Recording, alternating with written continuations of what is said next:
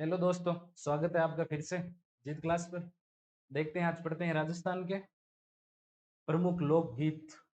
अक्सर लोकगीत वो होते हैं जिनमें किसी भी कानून कायदे का ध्यान नहीं रखा जाता। तो आप बोलोगे कानून कायदा मतलब जिसमें ते मतलब राग, ताल, बंद, छंद इनका ध्यान न रखते हुए जो जी में आया वो गा दिया लोगों के द्वारा, यानी लोगों के गीत। हमारे राजस्थान के प्रमुख लोक गीत, और जिन गीतों में छंद, ताल, लय, सारे ग म प ध नि सा इन सभी का ध्यान रखा जाता है, वो गीत नहीं वो संगीत हो जाते हैं।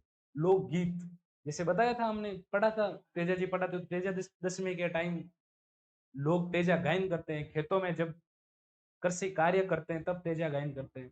तो जब कार्य करते रहते हैं, उनके जो जी में आया वो गा दिया, वो लोकगीत हो गए, मतलब लोगों के द्वारा गाए हुए, जिनमें कायदे कानून कम ध्यान रखने होते हैं, वो लोक गीत है। पीपीटी ढंग से छपी हुई है, इसमें समझाने वाले बातें हो ही क्या, पढ़ना है बस, लोकगीत ये है वो है, तो हम पढ़ लेते हैं। चलिए शुरू करते हैं।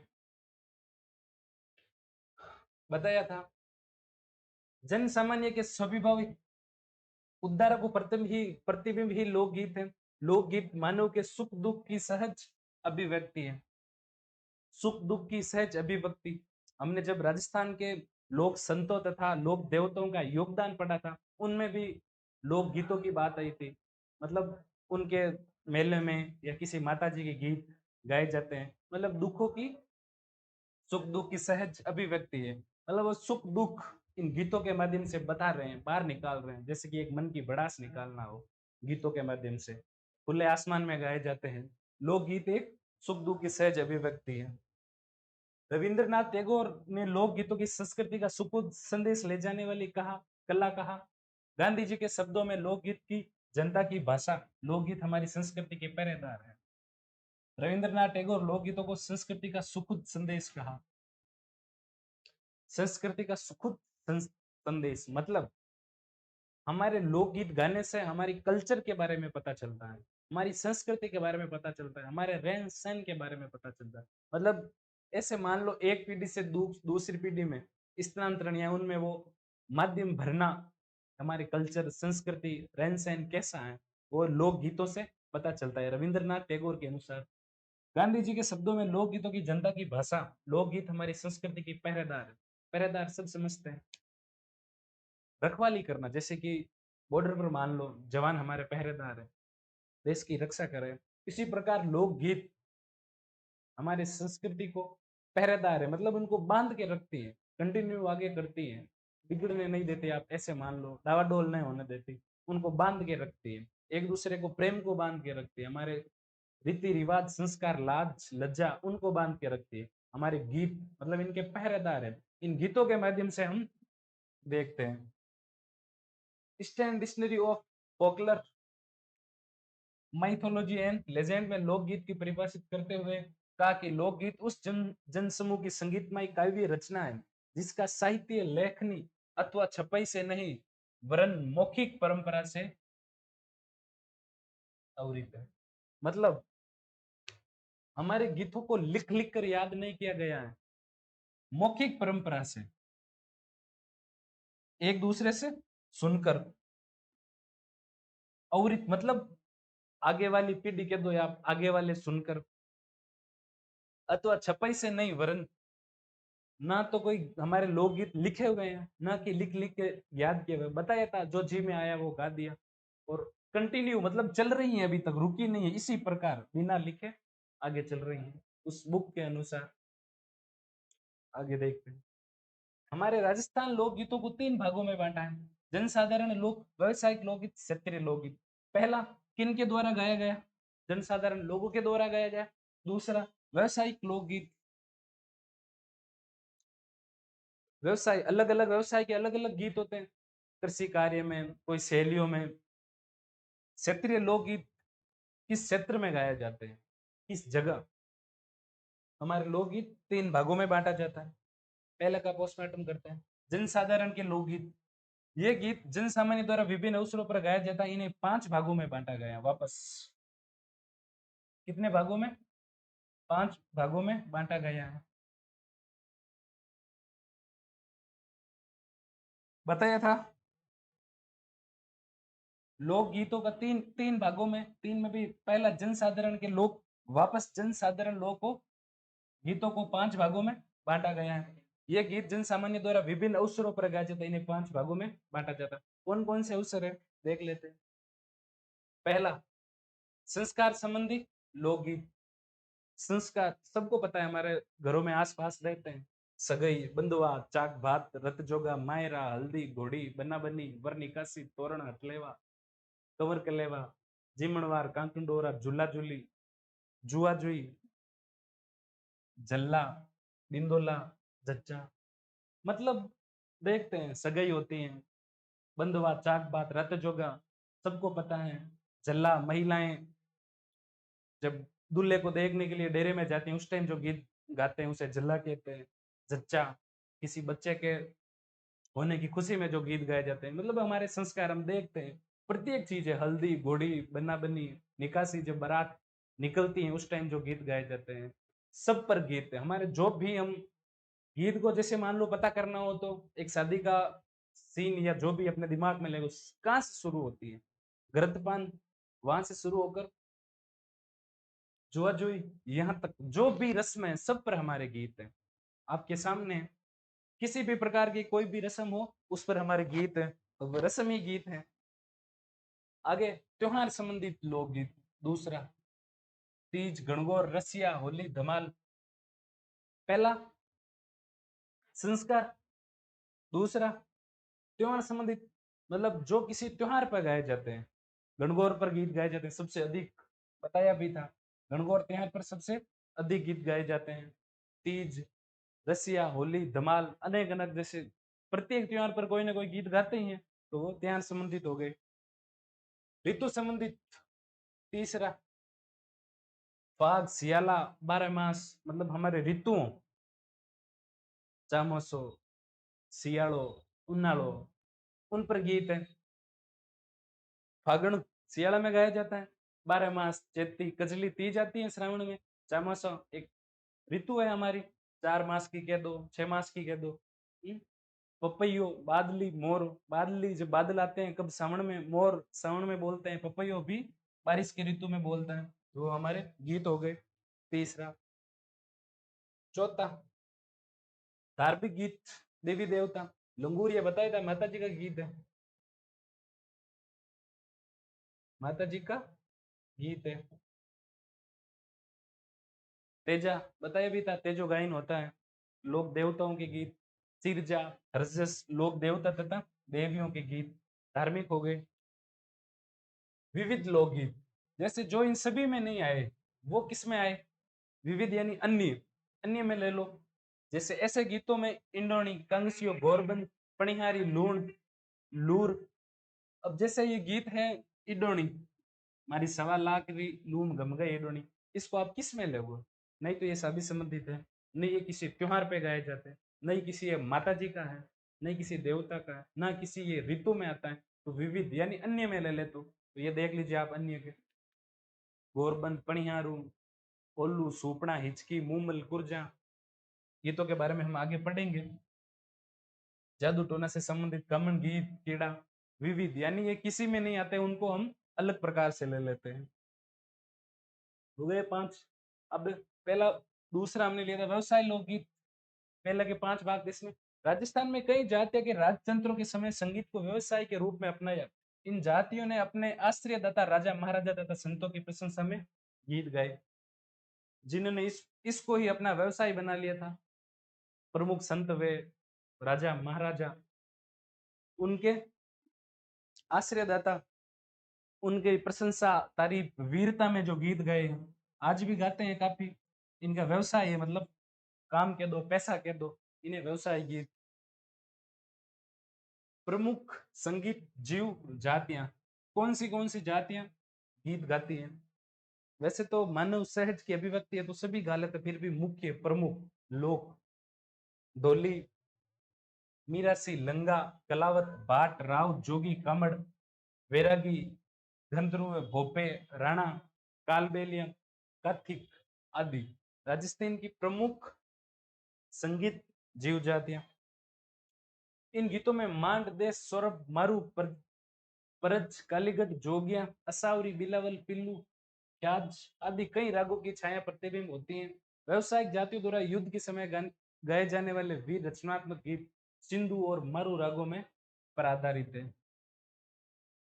सिंधु और मारू, आप कह दो भाई ये वीरता का गीत है, वीरता का संदेश देने वाले युद्ध के समय। अब ये रागे हैं, इनके बारे में नहीं तो पूछेंगे थोड़ी, ये राग किस प्रकार है या गा के बताओ, तो बस नाम याद रखने हैं थोड़े बहुत, और अधिकतर क्वेश्चन यहाँ से आते भी नहीं है, फिर भी हम देख लेते हैं कि ये राग है। मुझे भी नहीं पता है कौन सी राग क्या होगी, फिर भी लिखा है मांड, देश, सौरभ, मारू, ये गायन शैलियां है मान लो आप। क्षेत्रीय लोकगीत वापस इन्हें मुख्य 3 भागों में बांटा जाता है। मरुस्थलीय लोकगीत क्षेत्र बाड़मेर, जैसलमेर, बीकानेर, जोधपुर मरुस्थलीय है सारा, पहाड़ तो यहाँ पे है नहीं, तो मरुस्थलीय क्षेत्र पर इसमें गीत कुरजा, पीपली, रतन राणो, मूमल, बुगरी, क्यूड़ा आदि उन्मुक्त वातावरण की वजह से यहाँ लोकगीत ऊंचे स्वरों में लंबी धुन तथा अधिक ऊंचे स्वर, लंबी धुन, अधिक स्वर विस्तार वाले होते हैं। नाम से ही पता चलता है मरुस्थलीय लोकगीत। दूर दूर तक कोई नहीं, ऊंचे स्वर, लंबे स्वर लेते हैं, अधिक स्वर, ज्यादा स्वर लेते हैं, विस्तार वाले मतलब दूर दूर तक सुनाई देते हैं। दूर दूर तक सुनाई क्यों देते हैं? जब बीच में रुकआउट नहीं आएगी, पहाड़ नहीं है, लोगों की जनसंख्या नहीं है, पॉपुलेशन नहीं है, हम भी कहीं खेत में अगर जाते हैं, किसी को आवाज लगाते हैं, आराम से सुन पाते हैं। यदि मार्केट में खड़े रहकर किसी को आवाज देते हैं तो वो आराम से नहीं सुन पाता। क्यों? आसपास पॉपुलेशन रहती है तो सुन नहीं पाते। ये गीत अधिक विस्तार है, क्यों है? पॉपुलेशन है नहीं। मरुस्थलीय नाम से ही पता चलता है, मरुस्थलीय लोकगीत। आगे देखते हैं पर्वतीय लोकगीत, जहां पर पर्वत होंगे, उदयपुर, डूंगरपुर, बांसवाड़ा, प्रतापगढ़, सिरोही। गीत पटेलिया, बिछियो, लालर, मंजस, नोकीला, हरी ऊंटरी, सवारी, नावरी, असवारी, शिकार, हंसीड़ो। इनमें सामूहिक लोकगीतों का प्रचलन अधिक है, इनमें जनजातीय लोकगीत अधिक है। नाम से ही पता, पर्वतीय लोकगीत जहां पर्वत होंगे उनमें वो अधिक दूर तक सुनाई नहीं देंगे, क्योंकि बीच में रुकावट आ जाएगी। इस कारण अधिक दूर तक तथा ऊंचे स्वरों वाले गीत ये नहीं होते हैं। जनजाति उसमें अधिक रहती है, जनजातीय लोकगीत अधिक है, वे उनके गीतों के नाम मरुस्थल में जैसे वो थे मुमल, पिंपली, वो इस प्रकार यहाँ पर है। तीसरा देखते हैं मैदानी लोकगीत, जयपुर, कोटा, अलवर, भरतपुर, करौली, धौलपुर। भक्ति एवं श्रृंगार रस के गीत, जयपुर, कोटा, अलवर, भरतपुर। ब्रज की साइड भरतपुर, एक ही नाम आता है, उस क्षेत्र का नाम लेते तो कृष्ण भगवान। भक्ति संत ज्यादा हुए थे, श्रृंगार रस मतलब उस साइड में, जयपुर, कोटा, अलवर, यूपी वाले साइड में भक्ति एवं श्रृंगार रस के गीत ज्यादा गाए जाते हैं। 3 ही तो है हमारे मैदान, पर्वतीय और मरुस्थलीय, तीनों गीत। आगे आगे देखते हैं। इस प्रकार लोक संगीत की दृष्टि से राजस्थान एक समृद्ध प्रदेश है। रस की दृष्टि से यहाँ सर्वाधिक संख्या श्रृंगार रस गीतों की है, जिसमें वियोग श्रृंगार का वर्णन अधिक मिलता है, जिसके पीछे कारण यहाँ के पुरुषों के जीविकोपार्जन अथवा व्यापार आदि हेतु प्रदेश गमन की पद्धति है। श्रृंगार रस के पश्चात शांत रस और फिर वीर रस रचनात्मक गीत आते हैं। राजस्थान में शुरू से संसाधनों की कमी थी, कमाने कहीं ना कहीं तो जाना पड़ता है, बाहर चले गए। वियोग मतलब अधिकतर गीत वो हैं, पत्नी किसी पक्षी के माध्यम से, पौधे के माध्यम से अपने प्रदेश गए पति को वापस बुलाती है। अधिकांश लोकगीत हमारे वो है।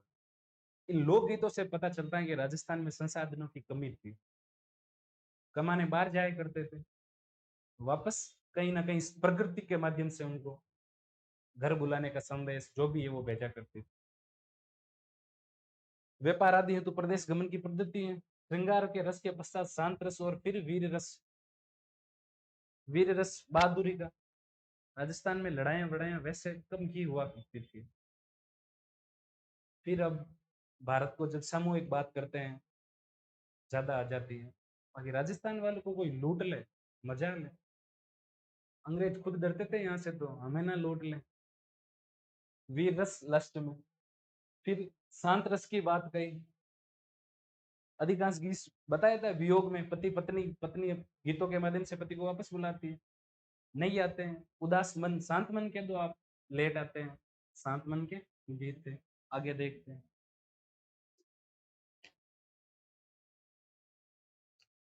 केसरी बालम, गीत पढ़ लेते हैं।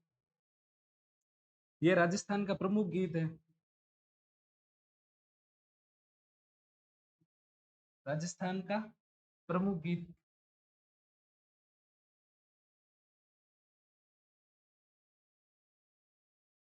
इसे मांड गायन शैली में गाया जाता है। मांड एक गायन की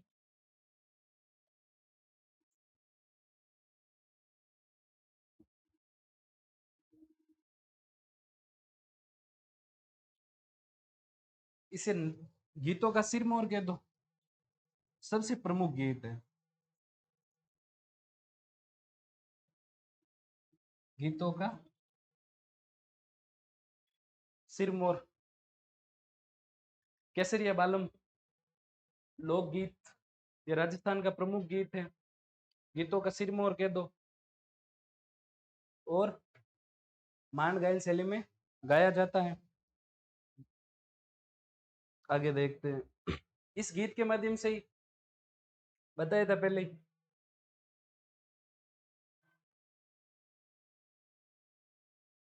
पत्नी अपने पति को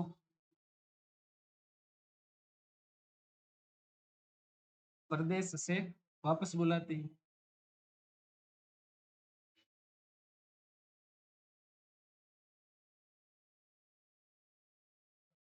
अधिकांश अधिकांश गीत इन पर ही रहेंगे। आगे देखते हैं।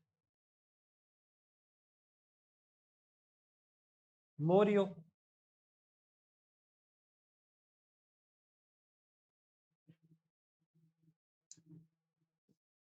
ऐसी लड़की द्वारा यह गीत गाया जाता है।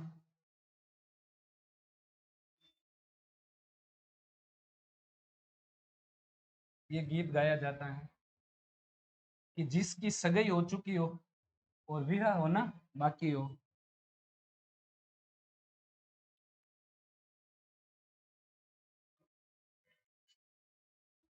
सगाई हो चुकी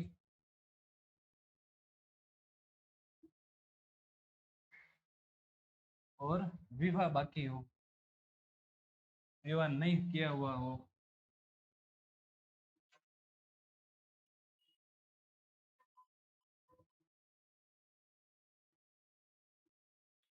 मोरियो, मोरिया अच्छो बोलियो रे ढलती रात में, पीऊ पीऊ री बोली छोड़ दे। मतलब ऐसी लड़की द्वारा ये गीत गाया जाता है जिसकी सगाई की हुई हो और विवाह होना बाकी हो। मैंने कहीं और ये भी पढ़ा था कि जिसकी शादी की हुई हो और मुकलावा बाकी हो, उस लड़की के द्वारा यह गीत गाया जाता है। सेम ही बात है।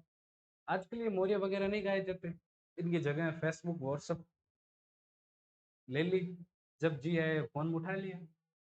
काय का मोरियो, मोरियो खुद ही बोलना बंद हो गया, कौन हमें चुप कराएगा।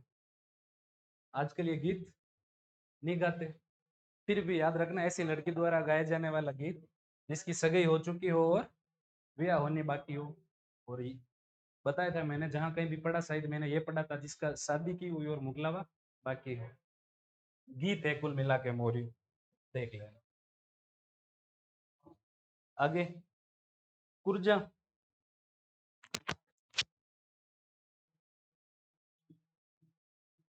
पत्नी। कुर्जा एक पक्षी होती है।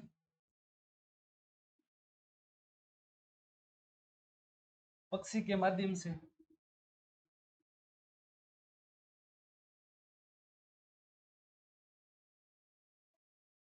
अपने पति के पास, पति के पास संदेश भेजती है।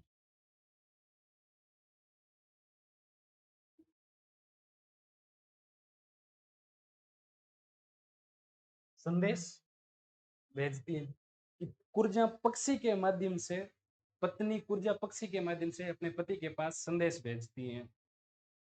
पहले डाकिया वगैरह तो हुआ करते नहीं थे, तो पशु पक्षियों या प्रकृति के माध्यम से ही ऐसा कहते हैं कि अपने विचारों की अभिव्यक्ति किया करते थे। पक्षी मान ली सुवटियो, सेम भील महिला,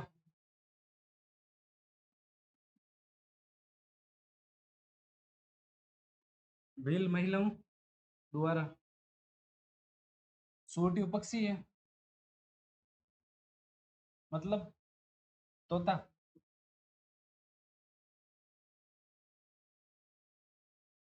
के माध्यम से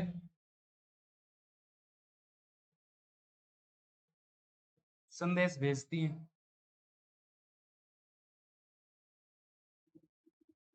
पहले वाले में बताया था ऊर्जा, इन्होंने कहा ना भाई ऊर्जा पर हमें यकीन नहीं है, शायद लव लेटर लीक कर दे। टूटी हुई है, ठीक है तोता। भील महिलाएं तोते के माध्यम से अपने पति के पास संदेश भेजती हैं और उन्हें वापस घर आने को कहती है, अपने प्रदेश आने को कहती है। आगे कागा, इसमें कहा गया तो अक्सर पति पत्नी का ही है कि पत्नी कौवे को उड़ाकर पति के घर आने का सुगन मानती है, और अक्सर कहीं यह भी पढ़ा कि कौवे को उड़ाकर किसी मेहमान के घर आने का सुगन माना जाता है। इसमें कह दो पत्नी,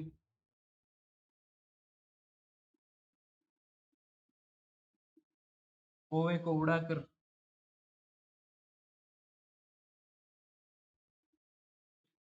पति के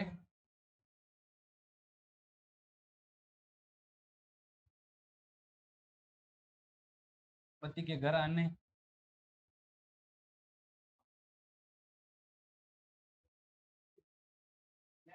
का सुगन मानती है।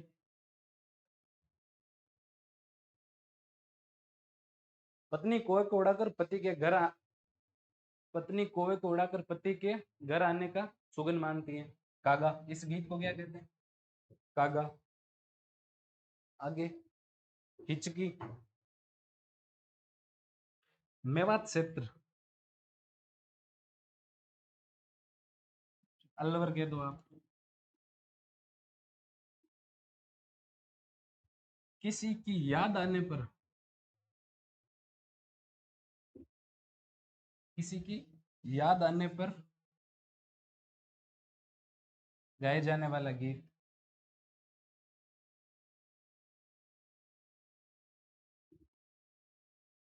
मेवात क्षेत्र अलवर में किसी की याद आने पर गाए जाने वाले गीत हिचकी गीत कहलाते हैं। बिछुड़ो, हाड़ोती, हाड़ोती का लोक गीत है।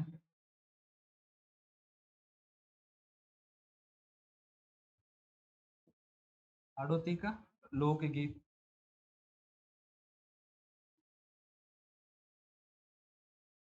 कहते हैं भाई पत्नी को बिच्छू खा गया था, वो मरने की अवस्था में थी, फिर भी गीत गाए। हमारे गीत तो हर चीज से अभिव्यक्त, तभी तो कहा है संस्कृति बताती है गीतों के माध्यम से। सास बहू लड़ ले फिर भी गीत बनाती है। सास मारू लड़ मत, मैंने न्यारी कर दे, मारे बाप को दियोड़ो मारे सागे कर दे। लड़ाई में भी गीतों के माध्यम से। तो वो महिला जब उसको कहते हैं बिच्छू खा गया था, मरने की अवस्था में थी, फिर भी गीत, वो बिछोड़े के माध्यम से कहते हैं कि जहर छड़ावे बेरी बिछोड़ो, मतलब टाबर छोटा है हाल, मेरे मरने के बाद आप दूसरी शादी कर लेना, ताकि इन बच्चों का तो लालन पालन ठीक हो। कहने पड़ेंगे भाई महिलाओं के बारे में, खुद कह रही है दूसरी शादी कर लो, और आज बंदा किसी से शादी तो छोड़ो, कोई फेसबुक पर कमेंट कर दे तो 3 दिन रोटी ना दे उसको। टाइम टाइम की बातें हैं भाई। बिछोड़ो। आगे कामन गीत, शादी के समय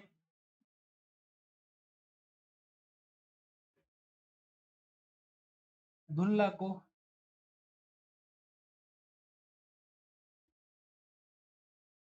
जादू टोना, जादू टोना से बचाने के लिए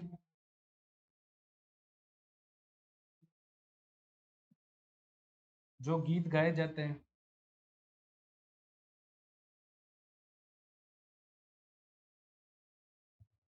उन्हें कामण कहते हैं।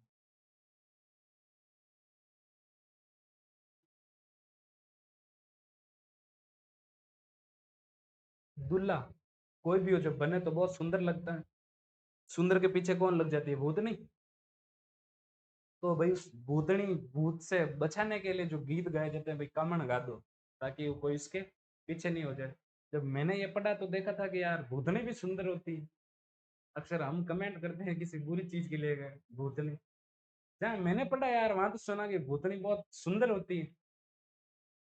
मतलब भूतनी सुंदर होती है तो अगर दूल्हा बना रहेगा तो ऑलरेडी वो सुंदर ही लगेगा, क्योंकि भाई दूल्हे के पीछे भूतनी ना लग जाए। इसलिए शादी के समय दूल्हा को जादू टोने से बचाने के लिए जो गीत गाए जाते हैं उन्हें कामण कहते हैं। आगे पढ़ते हैं। बंधवा गीत किसी भी शुभ कार्य, किसी भी शुभ कार्य के समाप्त या संपन्न, संपन्न होने पर गाया जाने वाला गीत।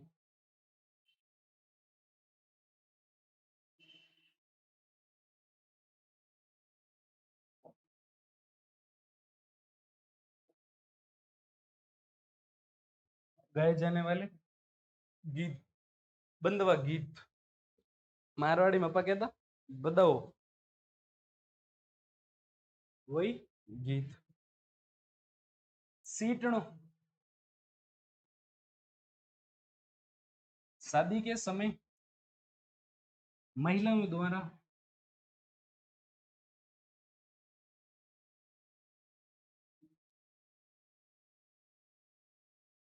गालियों भरे गीत, गीत गाए जाते हैं, उन्हें सीटणो कहते हैं।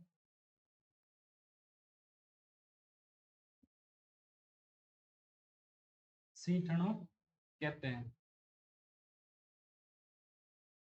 शादी के समय महिला द्वारा गालियों भरे गीत गाए जाते हैं, उन्हें सीटणो कहते हैं। आगे पावना, दामाद के ससुराल,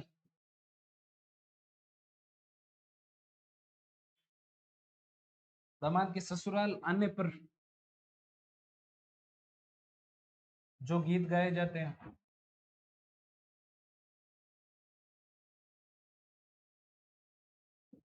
जो गीत गाए जाते हैं उन्हें पावना गीत कहा जाता है।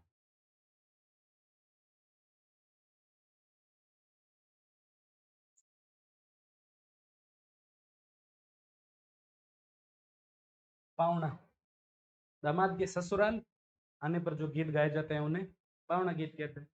गीत अक्सर पहले ये पावना दामाद ये गीत गाया करते थे। जब पावना या दामाद जो भी कह दो, वाक्य में ससुराल कुछ सालों बाद जाया करते थे, साल में एक आध बार गिन लो तब पावना गाए जाते थे। आजकल तो देखते हैं पावना वो बंदा अपने घर से ज्यादा तो ससुराल में रहता है, कौन गाए उनके लिए पावना। सगाई करके घर नहीं आते तब तो बात शुरू हो जाती है। पावना शादी की नहीं उससे पहले ही जाते हैं, चल तेरे को मेडिकल से दवाई दिलाता हूँ, तेरी तबीयत ठीक नहीं। पता नहीं 20 साल तो उनकी केयर किसने की। सगाई करते ही पावना को अपनी वाइफ का इतना ध्यान रखना, इतना केयर करना आना शुरू हो गया। उनके लिए तो भाई पावना कौन गाए। पावने पहले के गीत गाए जाते वाक्य में। जमाई राजा हुआ करता था ससुराल का, राजा तब हुआ करता था कि वो कभी कभार ही जाया करता था।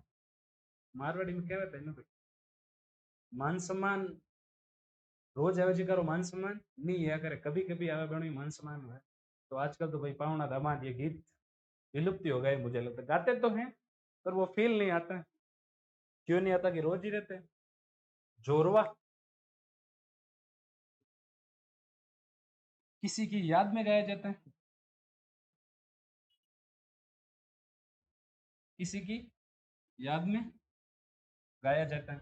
जैसे वो सुना आपने भजन सुना होगा, सुगना बाई जुराऊ, सुगना बाई अपने ससुराल रहती है और पीर वालों को याद करती है, अपने भाई को याद करती है, मतलब सुगना बाई जुराऊ, जोरवा किसी की याद में गाया जाता है। जैसलमेर क्षेत्र का ये लोकगीत है। ढोला मारू, ये जोरदार बात है भाई। सिरुई क्षेत्र का लोकगीत, ये प्रेम कहानी पर आधारित है।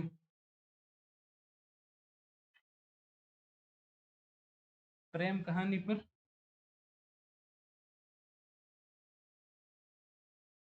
आधारित है। ढोला मारू, कहते हैं ढोला एक राजा हुआ करता था नरवर का।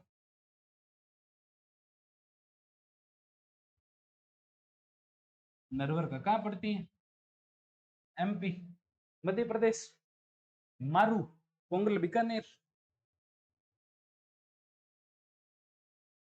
पुष्कर मेला लगा हुआ था।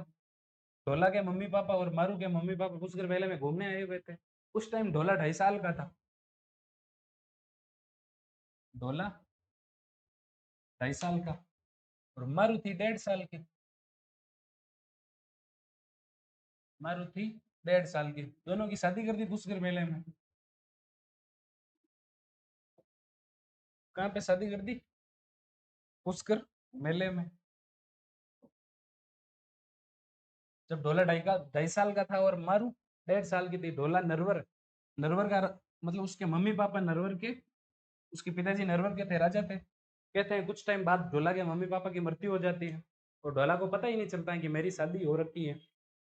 ढोला राजा बन जाता है। उसके बाद ढोलक शादी कर लेता है एक, वहां पर ही पड़ता है मालवा।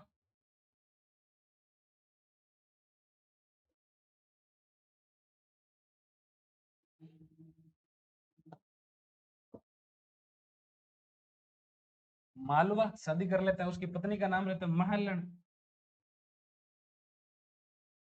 जो उसकी दूसरी पत्नी रहती है। कहते हैं उसको इस बात का पता चल जाता है कि वे ढोले की शादी की हुई है। कहाँ पे की हुई? तो पोंगल बीकानेर। उसने सोचा यदि इस ढोला को पता चल गया कि मेरी पहले शादी की हुई है, तो अपने पत्नी को लेके आएगा और लेके आएगा तो अपनी चवनी चलनी बंद, रानी पटरानी वो बन जाएगी, फिर हमें कौन पूछेगा, दासियों की श्रेणी में आ जाएंगे हम तो। उसने कहा, अपने सैनिकों को कहा रखा था जो भी पहरेदार थे, यदि राजस्थान से कोई भी पत्थर लेटर कोई भी व्यक्ति आए, उसे ढोले के पास जाने मत देना, उस व्यक्ति को रोक देना, वापस भेज देना। यदि वो लेटर आए तो उसे फाड़ देना। मतलब कुल मिला के राजस्थान से जो कोई भी पत्थर लेटर कोई भी आए, वो ढोला के पास नहीं पहुंचना चाहिए। उधर मारू बड़ी हो गई। मारू को भी बताया तेरी शादी हो रखी है, तो मारू ने कहा लेना है तो नहीं मेरा राजकुमार, आ जाएगा।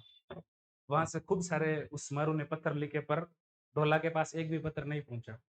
तो कहते हैं दादी जाति के व्यक्ति दोहे कहते हैं, दोहे के माध्यम से उस व्यक्ति को मारू ने कहा तू जाके ढोला को ये मेरी बात वहां तक पहुंचा, उस ढोले के कानों तक, मतलब मेरे राजकुमार मेरे पति जो भी।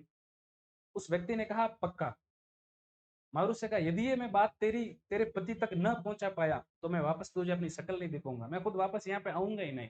कहते हैं वो व्यक्ति एक भिखारी का रूप धारण करके जाता है, मतलब भिखारी का रूप बनाता है, वहां जाता है। पहरेदार पूछते भाई कौन है, कहाँ से है? तो भाई भिखारी हूँ, राजा के पास से कुछ दान लेने आया हूँ, चला जा अंदर। और कहते हैं वो दाढ़ी व्यक्ति का, दाढ़ी जाति का व्यक्ति बहुत अच्छे अच्छे वहां दोहे कहता है। तो वो ढोला सुन लेता कि भाई कौन है, उसको अंदर बुलाओ, शानदार बात कर रहा है, शानदार बोल रहा है, गा रहा है। फिर कहा यहाँ सुना तू मेरे दरबार में। फिर कहते हैं वो व्यक्ति उन दोहों के माध्यम से कहना चाहता है कि तेरी एक पत्नी भी है वहां पे, तुझे याद कर रही है, तू जा, तेरे लेट हो रहा, जो भी उन दोहों के माध्यम से समझा रही है। फिर ढोला को पता चलता है, उसने अपने पत्नी को बताया, महलन को, कि भाई मेरी एक शादी की हुई है और उस पत्नी को मैं लेने जाऊंगा। वो उसकी पत्नी कहीं ना कहीं काम में उसे उलझा देती थी, अभी तो बारिश का मौसम है, अभी राज्य का ये काम है, अभी राज्य का वो काम है, कुल मिला के उस ढोले को जाने ही नहीं देती। कहते हैं एक दिन रात को ढोला ऊंट लेकर निकल जाता है अपने सैनिकों के साथ। यहाँ आता है बीकानेर। मारू बहुत खूबसूरत थी, यहीं पे रहते हैं ससुराल में, खूब चाकरी हुई उनकी, सेवा चाकरी, यहाँ पे रुके थे। फिर ढोला ने मारू को वापस ससुराल से विदाई ली और मारू को लेकर वापस नरवर की ओर चला गया। कहते हैं बीच में एक राजा था, मारू बहुत खूबसूरत थी तो वो उसको मारू को अपनी पत्नी बनाना चाहता था। तो बीच में कुछ लड़ाइयां भी हुई, कहते हैं उसे अफीम यानी अलम, अफीम खिलाना चाहा मारू को, सॉरी ढोला को, पर मारू को इस बात का पता था। मारू ऊंट पे ही बैठी थी, ऊंट को उसने भगा दिया और मारू को इशारा किया आपके साथ धोखा हो रहा है, ढोला को इशारा किया आपके साथ धोखा हो रहा है। फिर कहते हैं ढोला और मारू राजी खुशी अपने राज्य नरवर एमपी में पहुंच जाते हैं। तो सिरोही क्षेत्र का ये भाई लोकगीत है और प्रेम कहानी पर आधारित है। ओल्यू कोयल,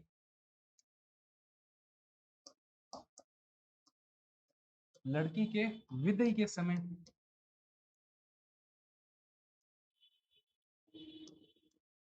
विदाई के समय गाया जाने वाला गीत,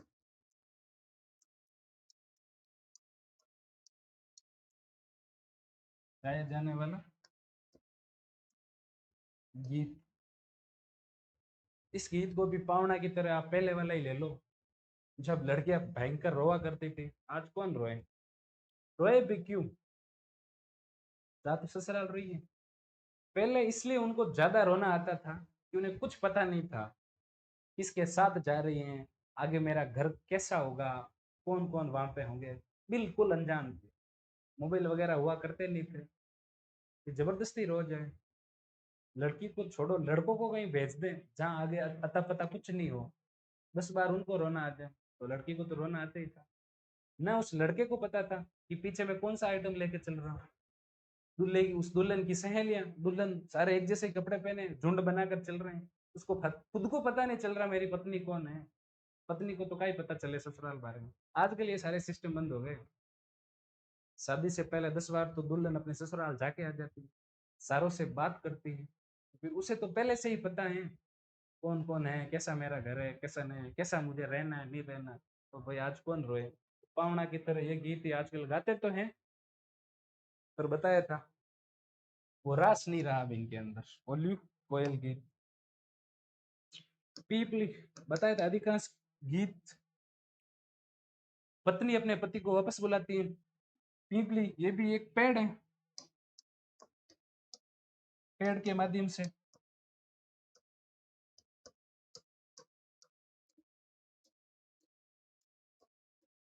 पत्नी अपने पति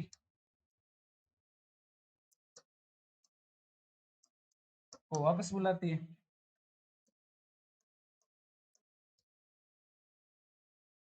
वापस अपने घर बुलाती है, प्रदेश गया हुआ तो घर ही बुलाएगी।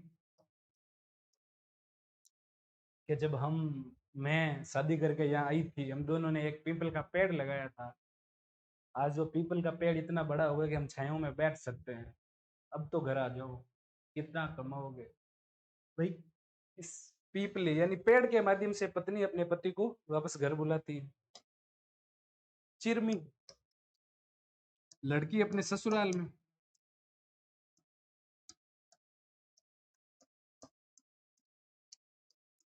लड़की अपने ससुराल में।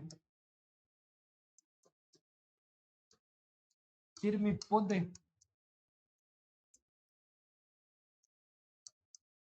के माध्यम से अपने पीहर वालों,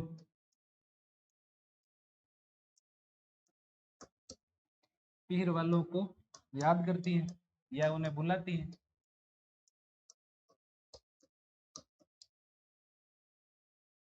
चिरमी बाबू सारी लाडली आ तो मोतिया बिछली लाल, मतलब अपने आप को पौधा मानती है, पौधा मानकर या पौधे के माध्यम से अपने पीहर वालों को याद करती है, अब तो लेने आ जाओ। ये चिरमी मतलब शादी की हुई लड़की अपने ससुराल में चिरमी के पौधे के माध्यम से अपने पीहर वालों को याद करती हैं या बुलाती हैं। आगे पढ़ते हैं हम सिद्धो।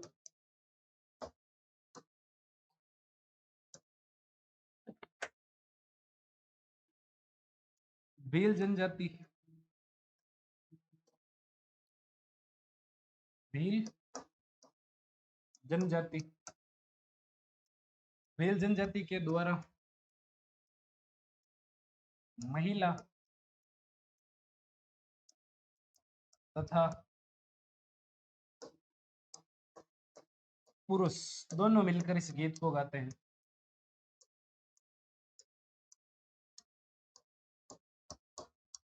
गीत गाते हैं।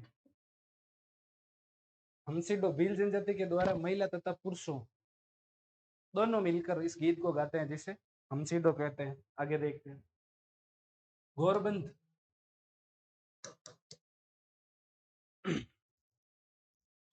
ये लड़कियां इसको बनाते समय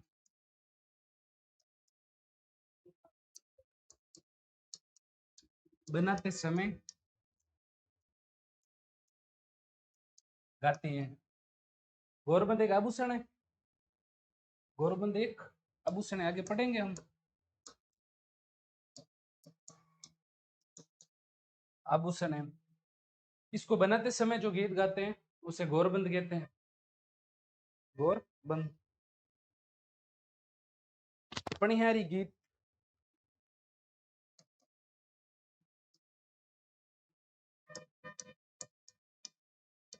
पतिव्रता पत्नी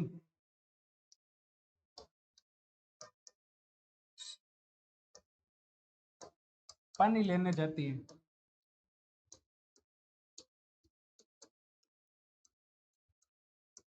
जाती हैं। उसके दौरान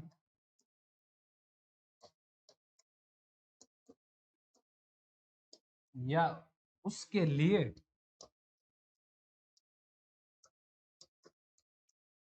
जो गीत गाए जाते हैं, जो गीत गाया जाता है,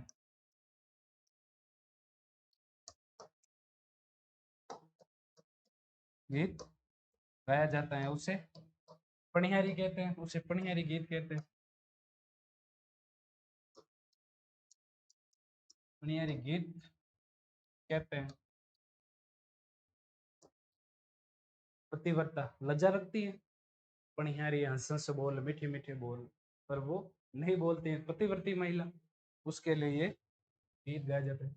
अब है लोक गायन की शैलियां। राग कह दो आप, किस तरह से गाए जाते हैं, हम थोड़े वो देख लेते हैं। मांड गायन शैली प्राचीन समय में जैसलमेर क्षेत्र का मांड कहा जाता है। यहाँ विकसित लोक गायन शैलियां मांड गायकी कहलाती है, जो कलाकार में संपूर्ण राजस्थान में लोकप्रिय हुई। बताया था सबसे पहला केसरी बालम मांड गायन शैली में ही गाया। प्रमुख मांड गायिका अल्लाह चिल्हईबाई, गौरीबाई, ये दोनों बीकानेर की थी। एक गौरीबाई पाली की थी, जमीला बानो जोधपुर, बन्नो बेगम जयपुर, मांगीबाई उदयपुर। आगे देखते हैं। मणियार गायन शैली है। जैसलमेर बाड़मेर क्षेत्र में मणियार जाति द्वारा विकसित लोक गायन शैली है। प्रमुख वाद्य यंत्र ये लोक शैल गाई जाती है। ये शैली कामियाचा, सागर खान मणियार, खरताल, सदीक खान मणियार। सदीक खान मणियार को खरताल का जादूगर भी कहा जाता है।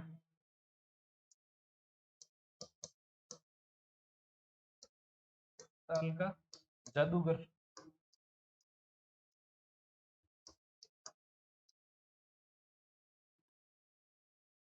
खड़ताल का जादूगर कहा जाता है। राजस्थान लोक कला अनुसंधान परिषद कहाँ पे है? जयपुर में। लंगा, ये भी एक शैली है। जैसलमेर बाड़मेर क्षेत्र में लंगा जाति द्वारा विकसित लोक गायन शैली। मुख्य वाद्य यंत्र कामियाचा, सारंगी। मुख्य गीत निमुड़ा, गर्भवती महिला द्वारा गाए जाने वाले गीत। ये वाद्य यंत्र, ये आगे हम पढ़ेंगे किस प्रकार होते हैं, क्या होते हैं, मतलब ये वाद्य यंत्र बजाए जाते हैं। तालबंदी, ब्रज क्षेत्र के साधु सन्यासियों द्वारा विकसित लोक गायन शैली, जो राजस्थान में भरतपुर, करौली, अलवर, सवाई माधोपुर आदि क्षेत्रों में लोकप्रिय हुई। मुख्य वाद्य यंत्र नगारा। अब भाई साधु सन्यासी वो तो नगाड़ा ही बजाएंगे, ये तो सब जानते ही हैं, चमड़े का बना हुआ होता है। ये तालबंदी गायन शैली। लोक संगीत के घराने राजस्थान में, राजस्थान में लोकगीत के संगीत घराने पहला घराना, दूसरे के संस्थापक मतलब बढ़ावा कौन दिया, और अन्य कलाकार। जयपुर मनरंग घराना जयपुर, संस्थापक मनरंग मोहम्मद अली खान कोटे वाले, मतलब ये अन्य कलाकार है। दो वे थे, गुलाब अली खान, ये पटियाला घराना, जयपुर घराने की शाखा थी एक इस मनरंग। अली बख्श फतेह अली टोंक के नवाब, इन्हें उपाधि दी थी जनरल कर्नल। और अन्य कलाकार गुलाब अली खान, एक घराला। अतरौली जयपुर घराने की शाखा ये भी है। इसके संस्थापक साहब खां, अन्य कलाकार मानतोल खान, रुलाने वाले फकीर। इस प्रकार गाया करते कि किसी को रोना आ जाता था, आप उसकी कला कह दो गाने की। एक घराना किराना, बंदे अली खां संस्थापक, और अन्य कलाकार खूब सारे वे, भीमसेन जोशी, रोशन आर बेगम, गंगूबाई दंगल, उस्ताद रजब अली। और एक घराना डागर, संस्थापक बहराम खान डागर। इसके सहित अन्य कलाकार कोई हुए नहीं। एक बात आप नोट कर रहे हो, संगीत घराने में संस्थापक अधिकतर अन्य कलाकार में भी देखे मुस्लिम व्यक्ति आ रहे हैं, ईसाई व्यक्ति आ रहे हैं। गंगे नगीर खां, बंदे अली खां, साहब खां, अली बख्श फतेह अली टोंके, गुलाब अली खान, वो उधर अन्य कलाकार में मोहम्मद अली खान। किराना में देखे तो उस्ताद रजब अली। इस बात को आप नोट करना। हमारे राजस्थान में जाति विवाद धर्म को लेकर पहले की अगर बात की जाए तो कोई विवाद नहीं था, और आज देखा जाए तो भरा पड़ा है कहीं ना कहीं राजनीतिक षड्यंत्रों के माध्यम से। और ये हमारा राजस्थान विविध धर्मों में नहीं बटा हुआ, धर्म अपने अपने थे, और जब एकता की बात आती तो सब साथ हुआ करते थे। और बीकानेर के अल्लादिया खां, संस्थापक रजब अली खान बीकानेर। और एक ठिकाना अल्लादिया खां, सोनिया घराना, रंगीला घराना, कथक घराना, ये सारे बीकानेर के। इनके संस्थापक अल्लादिया खां का अल्लादिया खां, सोनिया घराना सूरत सेन, रंगीला घराना रमजान खान, कथक घराना भानु खां। और अन्य कलाकार अल्लादिया खां का किशोरी यमुनोकर, और सूरत सेन अमृत सेन। आगे देखते हैं। बस लास्ट पॉइंट, हमारे राजस्थान के लोक गीतों की विशेषता क्या क्या विशेषता। हमारे लोक गीतों में प्रकृति का मानवीकरण दिया गया है, जो हमारे प्रकृति प्रेम को दिखाता है, जैसे चिरमी, पीपली, जीरा। प्रकृति का मानवीकरण यानी हमने प्रकृति को भी शामिल किया है इसमें। चिरमी प्रकृति का ही एक पौधा है, जिसके माध्यम से चिरमी को खुद समझकर गीत गाजे। पीपली पौधा ही है, ये पेड़ ही है, इनके माध्यम से संदेश भेजती हैं, वापस बुलाती है। जीरा और जीरो जीवरो बेरी, क्या है ये, पेड़ पौधों को भी सम्मिलित किया गया है। मानवीय हमारे प्रकृति प्रेम को दिखाता है, हमारे खुद के साथ साथ प्रकृति प्रेम को भी दर्शाता है। हमारे लोकगीतों में पशु पक्षियों को प्रारंभिक सदस्य माना है, जैसे कागा, कुरजान, सुवटियो। यानी पशु पक्षियों को भी हमें अपने इन गीतों के माध्यम से हमें अपने घर के पारिवारिक सदस्य माने। पहले भी बताया था, हम राजस्थान वाले, हमने तो जहरीले जीरो जीवों को देवों को स्थान दिया है। सांपों को हमने पूजा है, उनको हमने दूध पिलाया है। बड़े बड़े विदेशों में बाहर जिनको सबसे जहरीला जीव मानते हैं, उनकी हम पूजा अर्चना करते हैं, उनके हम दर्शन शुभ मानते हैं। तो राजस्थान माने है भाई, जहरीलो जीवों को भी देवों का स्थान दिया है, तो पशु पक्षियों पेड़ पौधों को क्यों नहीं हम परिवार का सदस्य मानेंगे। बिल्कुल परिवार का सदस्य मानते हैं। हमारे लोकगीतों में हमारी सामाजिक मान्यताओं का पता चलता है। घूम फिर के बात वही आ रही है, सामाजिक मान्यता वही हमारा रहन सहन कल्चर। लोकगीतों में हमारी संस्कृति एक पीढ़ी से दूसरी पीढ़ी में हस्तांतरित होती है। मैंने शुरू से ही बताया था इस चीज को, एक पीढ़ी से दूसरी पीढ़ी में हस्तांतरित होती है, मतलब गीतों के माध्यम से हमारी संस्कृति एक पीढ़ी से दूसरी पीढ़ी में जा रही है। गीतों में हमारे सारे बता दिया था, सहज सरल अभिव्यक्ति है, सुख दुख खुशी हर चीज का गीतों में वर्णन है, तो इनके माध्यम से दूसरी पीढ़ी में हस्तांतरित होती है। हमारे लोकगीत में श्रृंगार रस का वर्णन हुआ, लेकिन उसमें अश्लीलता नहीं है। लोकगीत विभिन्न जनजातियों के रोजगार के साधन बने। हमारे लोकगीत श्रृंगार रस का वर्णन हुआ है। श्रृंगार रस सब जानते हो, खूबसूरत, लेकिन उसमें अश्लीलता नहीं है। ये मुझे थोड़ा अजीब लगता है, काई को नहीं है यार हमारे गीतों में अश्लीलता, कहीं कहीं तो हमें नजर आती है। खातिरदारी मरजो नार पेमल गोरी है, सरसरी जोड़ी में ढोलियो सांकड़ो। इसमें अश्लीलता नहीं है, इसमें कुछ अजीब नहीं है। और ये है ही हमारा तेजा गायन, उसमें है तेजा जी की कथा मान लो। ई पसवाड़े गीगलो ई पसवाड़े पीऊ, सोजा मारा लाल, तारे बाप ने राजी करसू हंस हंस ने बतलाओ। इसमें अजीब बात नहीं है, तो फिर काय को नहीं हुई, हुई ना। चमत्कार को नमस्कार, नहीं है तो नहीं है, गाते हैं।